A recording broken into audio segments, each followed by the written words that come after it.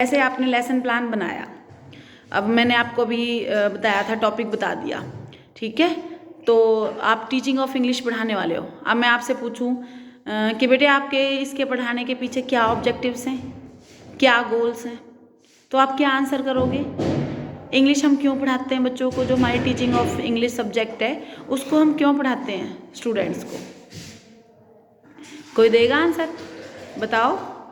Number 1, English language को change करने के लिए, उसको एक्सप्लेन करने के लिए कि बच्चों को वो अच्छे से समझ में आए, ठीक है। क्योंकि जो इंग्लिश है वो क्या है, हमारी फॉरेन लैंग्वेज है।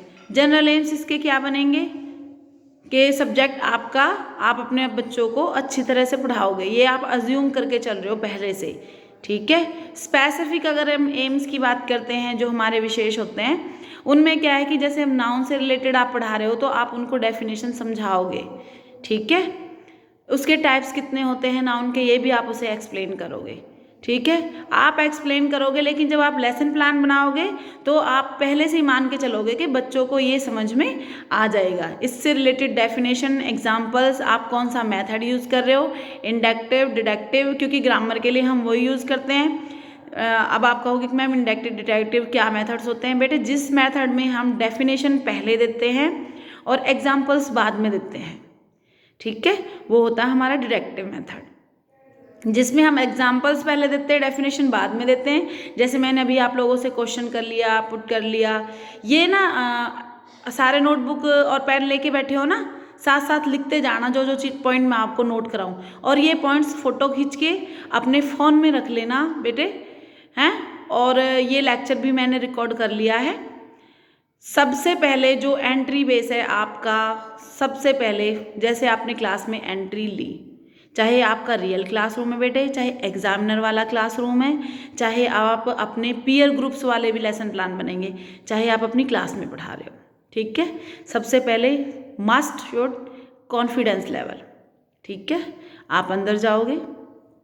उसके बाद आपने क्या करना, तब तक आपने ब्लैक बोर्ड यूज़ नहीं करना है, ठीक है। सबसे पहले जो आपके गेस्टर्स हैं, जो आप अंदर घुस के आपका बिहेवियर है वो जज करें आपके स्टूडेंट्स के। जो हमारा टीचर है वो सेंसिटिव है, आप एक स्माइल फेस लेके जा रहे हो तो बच्चे कहेंगे कि हाँ that is a good teacher ना, स्माइलिंग फेस से जाओगे, एग्जामिनर को भी अच्छा लगेगा, ठीक है। उसके बाद आपने क्या करना है, सिर्फ आपने मेंशन क्या करना है अपने ब्लैक बोर्ड पे, आपने अपना इंट्रोडक्शन देना है, अपना नाम बताना है, ठीक है। इतना टाइम नहीं होता है, रियल क्लासरूम आप बच्चों के भी नेम पूछ सकते हो, बट एंट्री जो है, फिर उसमें सिर्फ आप डेट मेंशन करोगे अपने ब्लैक बोर्ड में कि आज क्या डेट है, बस। उसके बाद आपने कुछ नहीं लिखना है। नेक्स्ट, उसके बाद आपने जनरल एम्स बना लिए अपने पहले ही, यानी लेसन प्लान की जो फाइल है आप पहले ही रेडी कर लोगे क्लासरूम में जाने से पहले। वो सारी चीज़ें आपके साथ होनी चाहिए। जैसे अभी शीला ने बताया था कि मैम जो मुझे पढ़ाना है मैं उसको पहले ही प्री प्लान कर देती हूँ, बट जो प्री प्लान हम करते हैं ना बेटे, वही आपकी टीचिंग है और वही आपकी बीएड है कि आप उसमें लेसन प्लान कैसे बनाते हो। तो फर्स्ट उसमें जनरल एम्स आप डालोगे, ठीक है। आपको मैंने बता दिया जनरल एम्स आपके हमेशा सब्जेक्ट से रिलेटेड होते हैं, आपको पता है आपका सब्जेक्ट क्या है।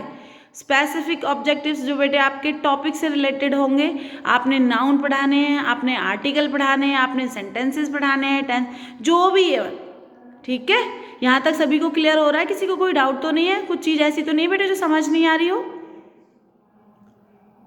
क्लियर हो रहा है?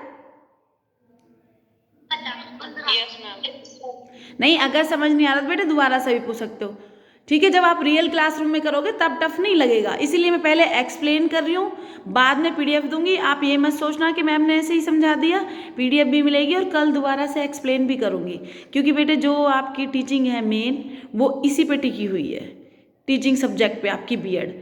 अगर आप अच्छे टीचर बन पाते हो, इट मीन्स हम भी अपने आप को, जो हमारी मोटिवेशन, वो भी हम भी सेटिस्फेक्शन हो जाएगा कि हाँ हमारे स्टूडेंट्स हैं इस पोस्ट पे बैठ के काम कर रहे हैं, ठीक है। बट आपकी परफॉर्मेंस पूरी 100% ही चाहिए मुझे, specially in teaching of English. उसके लिए हार्डवर्क आपने भी करना है और मैं भी कर रही हूँ, ठीक है।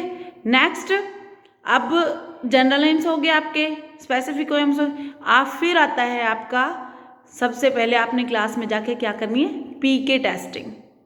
PK testing it means previous knowledge test, वो कौन सा है? जो मैंने अभी अभी आप लोगों के साथ किया है कि क्लास में आने से पहले आपसे मैंने क्या पूछा है बेटे कि आपको किस किस चीज़ के बारे में क्या नॉलेज है, पता कर लिया ना मैंने। मैं भी वही स्टेप्स फॉलो कर रही हूँ जो आप लोगों ने अपने वहाँ पे स्टेप्स फॉलो करने हैं। कैसे? आपको अपने स्टूडेंट से जो आपका टॉपिक है, चाहे आर्टिकल है चाहे नाउन है, उससे रिलेटेड सिर्फ आपने टॉपिक नहीं बताना है, तब तक सिर्फ आपने प्रीवियस नॉलेज उन बच्चों की टेस्ट करनी है। जैसे मैंने अभी आप लोगों से पूछा कि आपने कितनों ने टीचिंग कर रखी है, आप टीचिंग कैसे करते हो, आप लेसन प्लान का कुछ आपके पास है, तो ऐसे ही क्वेश्चन आप अपने स्टूडेंट से पहले करोगे। क्लियर यहाँ तक? जैसे ही प्रीवियस नॉलेज आप करते हो कि आपने चीज़ों को देखा है, हाउ मैनी टाइप्स या कुछ भी ये चीज़ दिखाओगे, जैसे पेन दिखा दिया है ना, कहते हैं ना उसमें प्लेस का नाम हो, कोई थिंग का नाम हो, अगर आपने नाउन पढ़ानी है, ठीक है, तो आप उनसे पूछोगे, क्वेश्चन पुट करोगे, व्हाट इज़ दिस है, तो बच्चे बता देंगे पेन है, कि फिर आप बता दो this is the name of thing, this is the name of place. तो क्या हो गया? ये सारा आपका प्रीवियस नॉलेज टेस्ट हो गया। फिर लास्ट में आते आते आप पढ़ाओगे कि आप इन सारी चीज़ों के बारे में जानते हो, let me explain about the noun. यानी वहाँ पे आपका दूसरा पॉइंट आता है ताकि topic of announcement of your topic. तब आप ब्लैक बोर्ड पे एंट्री करोगे किसकी? अपने चौक से या फिर जो भी मार्कर है कि आपने आज नाउन पढ़ाना है या आर्टिकल पढ़ाना है या फिर कोई लेसन प्लान दूसरा करवाना है, बुक का पढ़ाना है, तो आप वहाँ पे मेंशन कर दोगे। ये याद रखना है बेटे, आपने फाइनल में भी एग्जामिनर के सामने भी पहले से अपना टॉपिक नहीं लिखना है। क्लासरूम में घुसते ही आपने अपना टॉपिक नहीं लिखना है। कोई भी टीचर नहीं बताता है, पहले वो आपसे पूछेगा, प्रीवियस नॉलेज टेस्ट करेगा, उसके बाद वो टॉपिक अनाउंस करेगा। क्लियर यहाँ तक सभी को? किसी को कोई डाउट है बेटे? ये चारों स्टेप बिल्कुल स्टेप बाय स्टेप यही आपने फाइल में लिखना है। मैं एक एक पॉइंट आपको इसीलिए क्लियर कर रही हूँ। किसी को कोई डाउट है वो पूछ भी सकता है, बाद में भी पूछ लेंगे। नेक्स्ट फिर बेटे फिर आप एक्सप्लेनेशन पे आओगे। उसके बाद वो आपका टाइम पीरियड की टाइम ड्यूरेशन चलेगा कि अब शीला अब आप बेटे वो है यहाँ पे जो बिना ट्रेनिंग के जो बीएड जो सिखाता है ना, उसमें आप करते तो सारे काम हो टीचर वाले, लेकिन उसमें स्टेप्स आपको पता नहीं होते बस। लेकिन आफ्टर बीएड आपको सारे स्टेप्स क्लियर हो जाएंगे। फिर आप उसमें क्या करोगे? अपने लेसन की अपने जो कंटेंट है उसको एक्सप्लेन करोगे। इट मीन्स अगर आपने ग्रामर का टॉपिक पढ़ाना है तो आप क्या करोगे बेटे? रूल्स बताओगे, एक्सप्लेनेशन दोगे, बच्चों को एग्जाम्पल्स दोगे, ठीक है। ऑब्जेक्टिव टाइप क्वेश्चंस भी दे सकते हो, पूछ भी सकते हो बीच बीच में, क्लास को इंटरेस्टेड बनाने के लिए डिसिप्लिन मेंटेन करोगे, है ना। और उसकी एक्सप्लेनेशन आपकी चलती रहेगी। लाउडली रीड भी कर सकते हो अगर आप कोई बुक से पढ़ा रहे हो या कोई आप पोएम पढ़ा रहे हो, ये आपके ऊपर है कि आपने टॉपिक क्या रखना है, ठीक है। क्लास ड्यूरेशन के बाद फिर क्या करोगे? आप बच्चों को एक बार क्या करोगे? इवैल्यूएशन करोगे। इवैल्यूएशन इट मीन्स आप क्वेश्चंस पुट करोगे उसी टाइम। ये आपका क्लास का टाइम ही चल रहा है बेटे, 42 45 मिनट के बीच में आपने यही करना है। फिर क्या करोगे? आप बच्चों से क्वेश्चंस पुट करने के बाद सारा उनको एक्सप्लेन किया, क्वेश्चंस पुट किए, फिर आपको क्या मिल जाएगा? आपका फीडबैक, ठीक है। फीडबैक कैसे मिलेगा? आपको पता चल जाएगा बेटे कि आपने बच्चों को कितना पढ़ाया और आपका पढ़ा हुआ बच्चों को बेटे कितना समझ में आया और उन स्टूडेंट्स ने आपको कितना रिस्पॉन्स दिया। इट मीन्स आपने अपना 100% दिया, लेकिन बेटे स्टूडेंट्स के माइंड को कौन, जैसे मैं अभी लेक्चर ले रही हूँ तो मैं अपनी तरफ से पूरा 100% दे रही हूँ, ठीक है, लेकिन आपको कितना समझ में आया ये आप मुझे बताओगे। तो हम एवरेज लेके चलते हैं। कुछ बच्चे बहुत ज़्यादा इंटेलिजेंट भी होते हैं कि आपने एक बार एक्सप्लेन किया उन बच्चों को तभी समझ आ गया। कुछ बच्चे जैसे अभी बेसिकली अगर हम टीचिंग वाले बच्चों की बात करें तो उनका बेस मजबूत है, उनको एक दो बार बताने से समझ में अच्छे से आ जाएगा। लेकिन जो बच्चे फ्रेशर्स हैं उन बच्चों को थोड़ा बाद में भी समझ आ सकता है। तो आपने अपनी क्लासरूम में एक रेंज रखना है कि नॉर्मल रेंज के जो हमारी एवरेज होती है, यानी आपका पढ़ाया हुआ 70 to 80% स्टूडेंट्स को समझ में आना ही आना चाहिए, ठीक है। इट मीन्स 10 आपके गिफ्टेड हो गए, 10 आपके लोअर हो गए। 10% स्टूडेंट्स ऐसे भी हो सकते हैं जो बहुत ज़्यादा इंटेलिजेंट हो, जिनको बार बार एक्सप्लेनेशन की ज़रूरत ना पड़े। 10% स्टूडेंट्स आपके ऐसे भी हो सकते हैं बेटे जिनको आपके बार बार समझाने से भी समझ में नहीं आई। Am I right or not? Yes or no? Yes ma'am. जी। तो फिर बेटे 80%, हाँ, आपका फोकस होगा उन 80% के ऊपर। अगर आपके क्लासरूम के अंदर आपके 80% स्टूडेंट आपको रिस्पॉन्स कर रहे हैं, जैसे अभी आप में, मैं अपनी क्लासरूम का अगर एक रिवॉल्यूशन निकालती हूँ तो मुझे अच्छी तरह से पता है कि मेरे क्लास के 90% बच्चे मेरे को रिस्पॉन्स करते हैं, चाहे मैं टीचिंग ऑफ इंग्लिश पढ़ाऊँ, चाहे आपका कोई भी कंपलसरी सब्जेक्ट पढ़ाऊँ, चाहे मैं contemporary, but I know very well कि जो मेरे क्लास के स्टूडेंट्स हैं 90 और 95% तक मेरे स्टूडेंट मुझे रिस्पॉन्स करते हैं। ये मुझे अपने ऊपर भी कॉन्फिडेंस है बेटे, अपने स्टूडेंट्स के ऊपर भी कॉन्फिडेंस है, इट इज़ रियलिटी। और आप लोगों ने देखा भी होगा मेरे लेक्चर में बच्चे रिस्पॉन्स बहुत अच्छे से करते हैं। नेक्स्ट, आपने सेम अपनी क्लासरूम में भी यही देखना है कि आपके लेक्चर या एक्सप्लेनेशन, एग्जाम्पल्स, क्लास ड्यूरेशन के टाइम के बाद कितने बच्चों ने रिस्पॉन्स आपको किया है, और उनका रिस्पॉन्स आपने ये भी जज करना है बेटे, पॉजिटिव है, आपके लिए कितना कंट्रोवर्सी है, आपने क्या क्या चेंजेस करने हैं, और उसमें क्या क्या और अभी और नई न्यू चीज़ें ऐड करनी हैं। डिसिप्लिन मेंटेन रखना है, एक्सप्लेनेशन को आपने कंटिन्यूस रखना है, टीचिंग लर्निंग प्रोसेस पे पूरा फोकस होना है, ठीक है। आपने बच्चों के साथ आई कांटेक्ट रखना है, आपने अपनी जो बॉडी लैंग्वेज है उसको भी कवर रखना है, कंट्रोल में रखना है। ऐसा नहीं कि आपने टॉपिक पीछे लिख रखा है, एक्सप्लेन पीछे लिखी हुई है, बेटे आप ब्लैक बोर्ड के सामने खड़े हो गए हो, एम आई राइट, और बच्चों को दिखाई नहीं दे रहा है। ये बहुत, बीएड जो है बेटे, ये एक ऐसी डिग्री है जो आपको रियल मायने में टीचर बनाएगी। टीचिंग लोग बिना बीएड के भी करते हैं, हर चीज़ के लिए करते हैं, बट जो मेन कहते हैं ना training, BEd is a training आपको परफेक्ट करने के लिए, वो चीज़ें आप अपनी क्लासरूम में ही सीखोगे आफ्टर बीएड।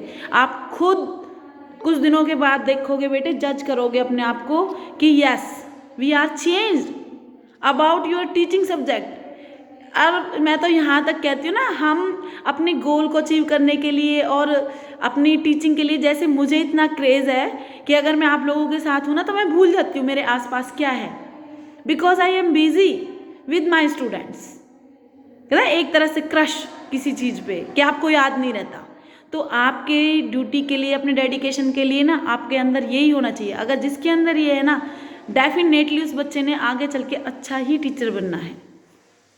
आपको पता ही नहीं होना चाहिए, बस आप हो, आपके स्टूडेंट्स हैं, बस क्लियर। आपने ऐसा टीचर बनना है। उसके लिए जो जो पॉइंट्स आपको नीडेड है, जिनकी ज़रूरत पड़ेगी, वो साथ साथ आप एक्सप्लेन करते ही जाओगे। रिटर्न में इसको मैं दे ही दूंगी, ठीक है। अब नेक्स्ट, आपने जैसे रिवॉल्यूशन, अब बच्चों का फीडबैक आपने ले लिया बेटे, 80% का आपका आ गया, 10% को आप डिवाइड भी कर सकते हो, कुछ एक्स्ट्रा क्लास दे सकते हो, बच्चों को कुछ एक्स्ट्रा भी समझा सकते हो, वो पॉइंट्स हम नोट नहीं करते हैं, ठीक है। तो उसके बाद फिर आपने क्या करना है, एक बार जैसे अगर कम है तो फिर से आपने रिपीटेशन करनी है, पुनरावृत्ति जिसको बोलते हैं। रिपीटेशन में क्या है कि जो जो चीज़ें आपकी कम रह गई हैं, रिस्पॉन्स थोड़ा थोड़ा कम रह गया है, उसको क्या है, आप एक दोबारा से एक से बच्चों को रिपीट कर दोगे, ठीक है। जिसको हम हिंदी में बोले पुनरावृत्ति और इंग्लिश की हमारी रिपीटेशन कहते हैं, वो भी आपकी क्लास में होनी चाहिए। ऐसे नहीं करना है कि टीचर को बस एक बार एक्सप्लेन कर दिया तो कर दिया, नो।